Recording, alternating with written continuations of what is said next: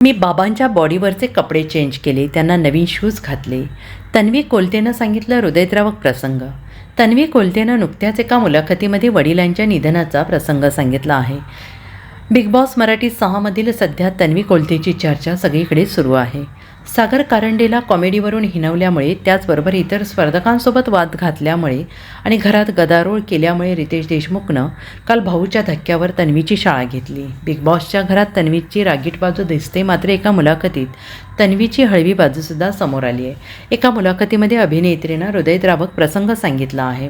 Big boss Marathi 6मध्ये जाण्यापूर्वी तन्वी कोलतेनं आणि या मुलाखतीदरम्यान तन्वी कोलते म्हणाली, बाबा गेल्यानंतर माझ्यासाठी निर्णय घेणं खूप मोठं होतं. अभिनय क्षेत्रात येणं, घरच्यांच्या गावातल्यांच्या विरोधात येणं हा सुद्धा मोठा निर्णय होता. दिवसेंदिवस मी ट्रोलिंगचा सामना करत होते. एका स्वप्नाने आणि पप्पांच्या जाण्याने मला माणसं कळली. आजूबाजूच्या लोकांनी मला दुनिया दाखवली. पप्पा गेल्यानंतरचा आजपर्यंतचा हा दिवस स्वामींच्या कृपेने मला कोणाकडे 1 रुपयाची मदत मागावी लागली नाही. ना कुठल्याच जवळच्या माणसाने मला 1 रुपयाची मदत हवी आहे का विचारलं. कोणी मदतीचा हात न देता मी आज इथपर्यंत आहे. अडचणी आल्या, पण स्वामींच्या कृपेने आणि पप्पांच्या चांगल्या कामामुळे मी आज इथपर्यंत पोहोचले आहे. मी आता माणसांना जवळ करायचं सोडून दिलं आहे. मी आता एकटी राहते आजीसोबत. मला आजपर्यंत कोणी आपुलकीचा प्रश्न विचारला नाही, पण मी प्रत्येकाच्या अडीनडीला धावून जाते. मी आता कोणावर विश्वास ठेवत नाही. काही झालं तर मी स्वामींसमोर जाऊन बोलते. वडिलांच्या निधनाचा प्रसंग सांगताना तन्वी म्हणाली की माझ्यासाठी कोणी नव्हतं. माझे पप्पा जेव्हा गेले त्या दिवशी मी रडत बसायला हवं होतं, पण मी माझ्या पप्पांच्या बॉडीवरचे कपडे चेंज केले. माझ्या भावासोबत डायपर चेंज केलं. पप्पा बरे झाल्यावर नवीन कपडे घालतील म्हणून घेतले होते, ते कपडे त्यांना घातले. त्यांच्यासाठी नवीन शूज घेतले होते, ते त्यांना घातले. तयार करून त्यांना सगळ्यांसमोर ठेवलं. मी त्या दिवशी रडलेच नाही.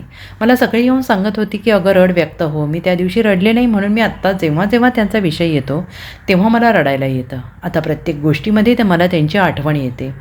झी मराठीवरील लक्ष्मी निवास या मालिकेमध्ये तन्वी सिंचना संपत गाडेपाटील ची भूमिका साकारते आहे. मात्र आता अभिनेत्रीनं ही मालिका सोडली असून बिग बॉसमध्ये सहभागी ती झाली आहे. तन्वी कोलतेचे बाबा कोरोनामध्ये खूप आजारी होते. त्यावेळेस ऑपरेशन करायची वेळ आली आणि त्यावेळेस ऑपरेशन करण्याचा निर्णय तिने घेतला. आसपासची लोक तिला म्हणाले की ऑपरेशन का केलं, तू ऑपरेशन केलं म्हणूनच तुझे बाबा गेले, तुझ्यामुळे तुझे बाबा गेले. हे ऐकून तिला खूप मोठा धक्का बसला होता. तन्वी स्वतःबद्दल बोलताना सांगते की मी खूप हळवी आहे, इमोशनल आहे. मी माझ्यापेक्षा जास्त समोरच्याचा विचार करते. मी खूप ओव्हर थिंकर आहे. पण एवढं सगळं असलं तरी मला राग पटकन येतो. माझा राग नाकावर आहे, असंही ती स्वतःहून सांगते. जे माझ्या पोटात असतं तेच माझ्या ओठावर असतं. मी कधीही खोटं बोलत नाही. मला खोटं बोललेलं अजिबात आवडत नाही. एखादी गोष्ट नाही आवडली तर नाही, पटली तर नाही पटत. मी मान्य करत नाही. सो अशी मी आहे, स्ट्रेट फॉरवर्ड. जीव लावला तर एखाद्या व्यक्तीसाठी जीव देणारे आहे.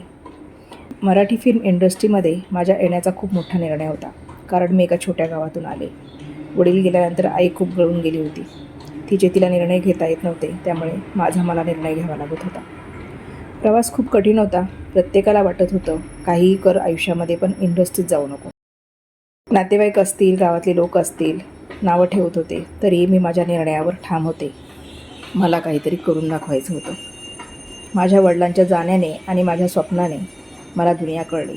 माझ्या आजूबाजूच्या लोकांनीच मला माणसं कशी असतात याची जाणीव करून दिली. स्वामींच्या कृपेने मला कुणाकडे 1 रुपया मागायची गरज नाही पडली.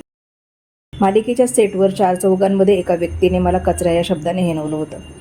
पण त्या व्यक्तीचे मी आभार मानते की तुम्ही मला कचरा म्हणालात, पण हा कचरा शब्द माझ्या आयुष्यातून खोडून दाखवेल आणि माझं स्वतःचं अस्तित्व निर्माण करून दाखवेल, अशा शब्दात ती स्वतःच्या भावना, मत व्यक्त करते.